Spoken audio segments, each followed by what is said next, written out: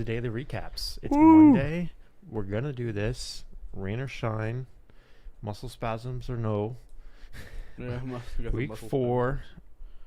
We're going to do some daily recaps, okay?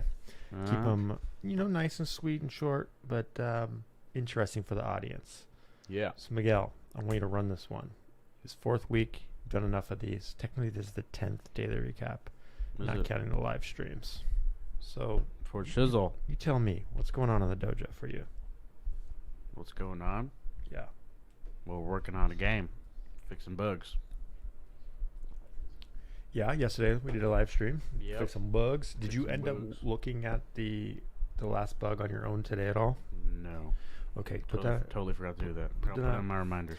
on your to-do list. I'll show you how to download the game from GitHub as well. That's something I want you to learn how to do. So, to-do list that. Just remind me tomorrow. I'll show you at lunch or something. For Shizzle. What else outside of that? You still reading the 2 books? Yeah. Today was more about like formatting and stuff in the book. Well, that one was more Practices. Practices. Yeah, formatting. It was Java, but it's kind of making sense. It's like it's making sense. So even though it's not C#, you haven't really seen Java code before, maybe before, but you've been working in C# lately. It looked different, but you understood it for the most part. Yeah, it was chilling.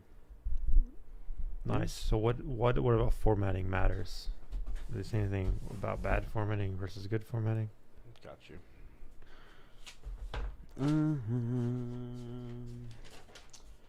Formatting. Right here. Boom. Okay. With formatting, when people look under the hood, we want them to be impressed with the neatness, consistency, and attention to detail that they perceive. And we want their eyebrows to rise as they scroll through the code and stuff. Under the hood. I like that analogy. So it's like you're fixing up a car. Mm-hmm. You want to show it off to your friends. You open it up. It's got this grease dripping everywhere. Yep. It's missing the radiator cap. The engine's gone. The engine's got wires that are engine's just gone. pulled out. Yeah, I mean, that'd be terrible, right? Yeah. So just like a grease monkey, a mechanic is a craftsman Yes. of some sort. So are software engineers, right? Maybe even more so. But we don't have to be. We could just be dirty and slobs with our code, right? Mm. So what does clean code look like when it comes to formatting to you? What makes it readable when you see it? How do you know it's clean? How do you know how's it readable? Well, clean code is like, well, for me, it's like everything's like in a line. It's not like too many indents that way. And like, I don't know. So why does it matter if your indents are off or things all... Sometimes, doesn't the code like not work sometimes if it's too far? So the good thing about Java and C# is that white space doesn't matter, except in like one case that I can think of, which is if you don't use curly braces for if statements or for loops, which you always should. Hopefully they've said that in the book. But if you don't, like some of the code we were looking at yesterday didn't use it, what happens is it assumes... So if we actually look at... We have some code right here. Oh, we're already looking at it. How bad. Thought we were on full screen. Yeah, so if you look at this code here, this if statement includes a bunch of different lines. But if I took out... Maybe that's not a good example because it has an else. So does that one actually. Here's a good example. No curly braces. So this is different than this. Maybe it's smart enough to know that there's no code between these. Actually, I'm not even sure of that, though. I think it may actually have an issue. Let's test it.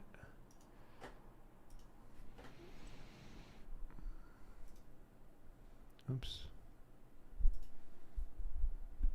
Nope, we don't have the project open. But regardless, it's going to get confusing if you have more than one line. So if I try to do a console log here...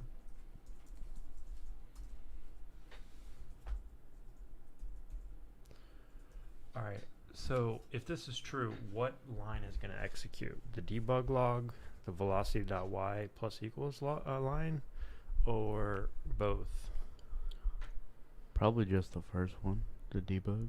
Right. So because there's no curly braces, the if statement will just, if true, it will just execute the very next line. And so if you wanted both, you would have to add the curly braces. What you want, ideally, so what this did for me is added the second one automatically. What was the auto format? It was like Control D? No. it was like 2 different shortcuts. I forgot. Control K. No.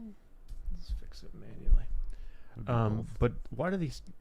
So that's why curly braces matter, and why white space won't matter if you use them, right? But when I say white space, I'm talking about like new lines. So notice I have a new line here. I don't need that, but it makes the code easier to read because you can see that a new if statement starts there, and then this code is all aligned. Same thing with indentation, right? Everything inside the if is indented, so you know it's part of that if. So indents matter. You can also use spaces instead of tabs, or you can have your IDE automatically replace tabs with spaces. It's a whole debate. It doesn't actually matter. As long as it's even, it's fine. But I definitely recommend learning the shortcut to auto format. Otherwise, you're like trying to do the tabs yourself and you'll mess it up. But if there's like a way to auto format when you save, I recommend turning that on. We should figure that out. But yeah, anyways, so that's white space and indentation. Oops. There we go. That's what I wanted. Anything else you get out of that chapter?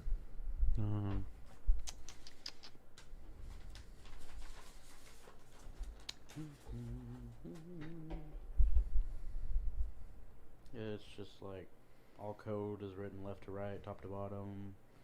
Strive to keep your lines short. And in a team, you should agree upon a single formatting, like type, so it's not messy, or not messy, but like yeah, different you know, people. when I work on projects, a lot of different devs, we make the formatting like part of the team agreement. Like if we use tabs or spaces, and we usually make it, like I said, auto save. Like when you save or check in your code to the code repository, you have it do a format automatically, so that it doesn't look, just so it's easy to see what's really changed and what was just formatting changes or whatever. But anyways, did it talk about names yet? Naming conventions and using meaningful names? Like variable names, class names, method names? Comments. This one was about functions.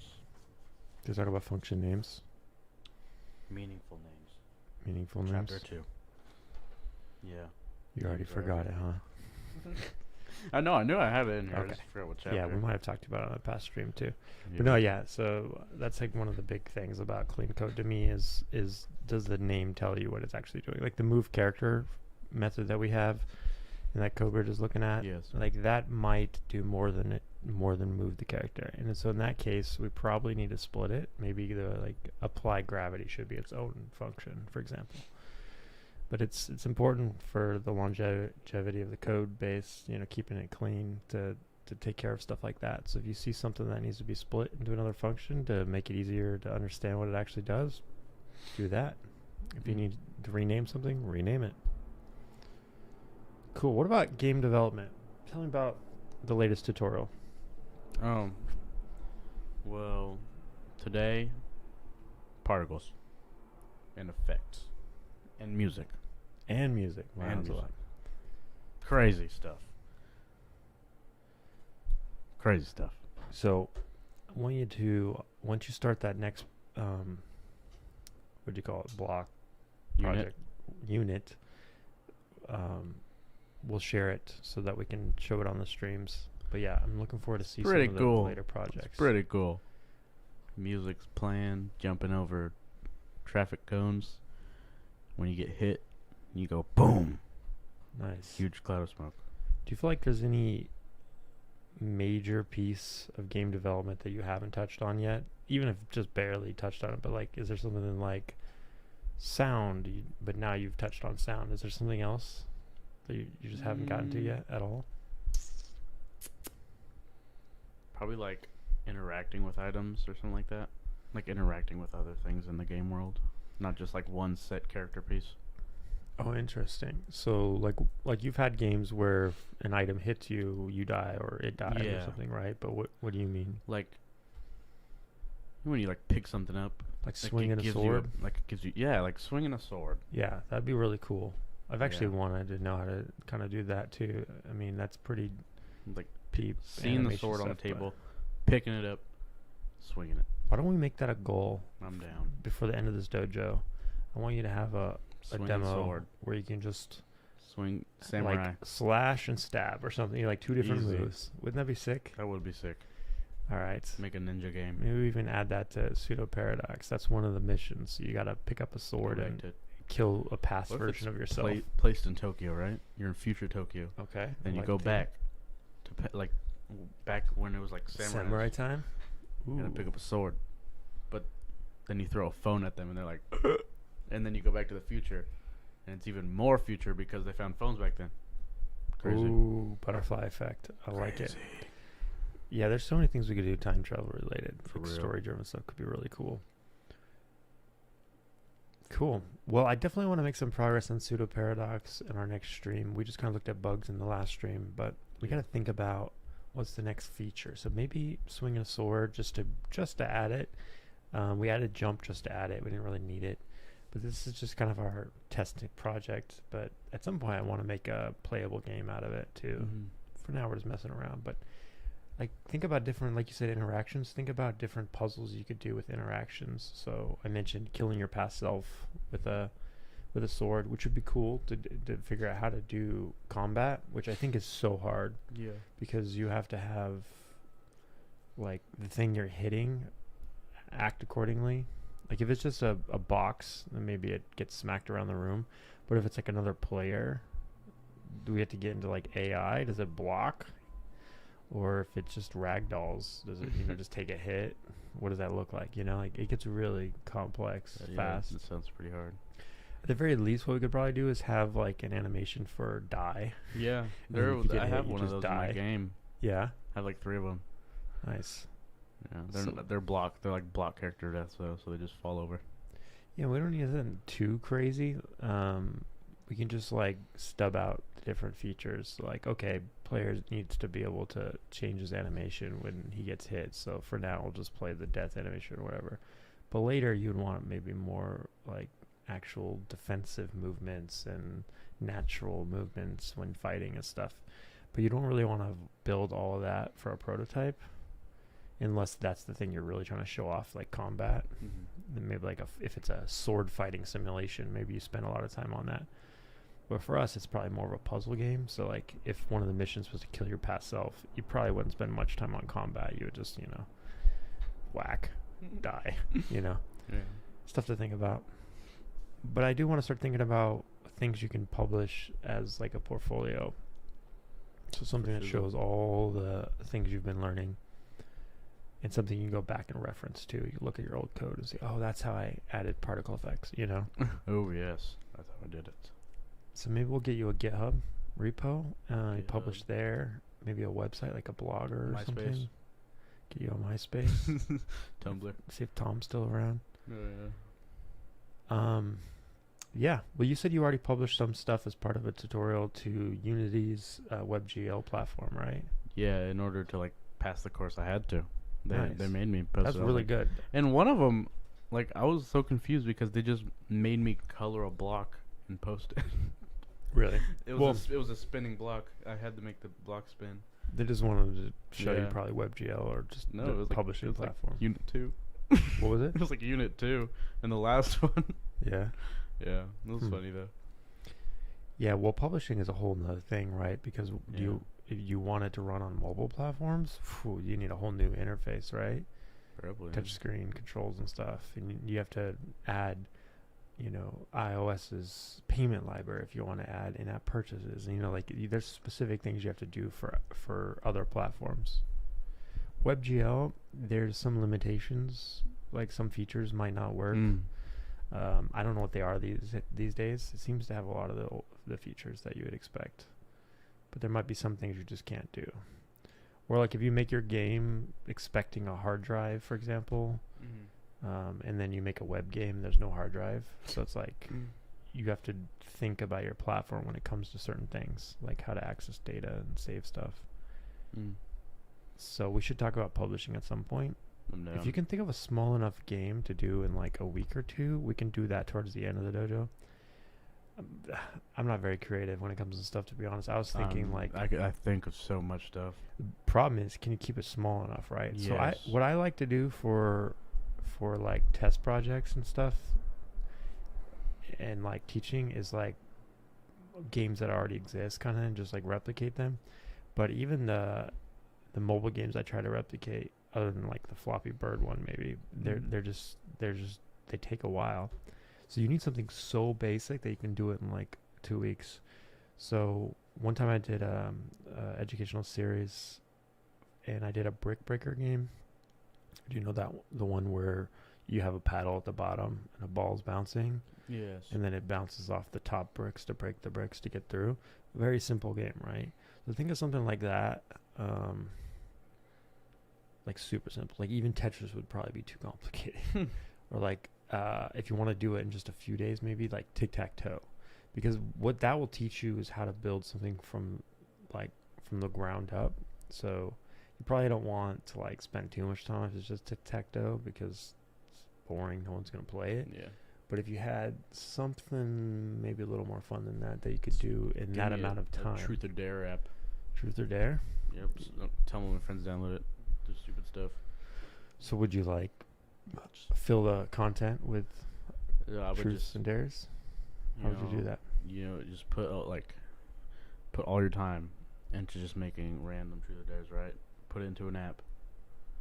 Truth or dare. People will be like, "Hey, I'm bored. We're camping. What do I do?" "Oh, he created that truth or dare app. Let's play it." Boom. So would you be able to change the content, or would someone who plays it be able to like add new cards? I don't know. That's interesting. Or would you just come up with 100 cards yourself? Come up with 100 cards, wait a few months, add some more. You could do that. You'd have to think about how to do updates, though. Yeah, that is true. But if you wanted to be a mobile app, you could do in-app purchases or something. And you can upload different content later, but you have to think about how the content gets loaded. So you have to actually build the game, like being able to load new content. Another thing you could do is you can make it simple where it just reads off the internet like set files, and then you can change the text on the web, and then every time they log into the app, it'll download the latest text, right? Yeah, something like that could be doable for sure. You just gotta think about those kind of things. Do you just want a simple, what you see is what you get? You got 100 questions that Miguel wrote, and that's all you get? No, yeah. You could do that fast. Change the color of the text in the settings. Yeah, you could give them settings and stuff like that. That's true. That's doable. Okay. All right. For sure. Well, you took a to-do item, right, for tomorrow to look into that bug? 8 a.m. Okay. Cool. Anything else you want to say?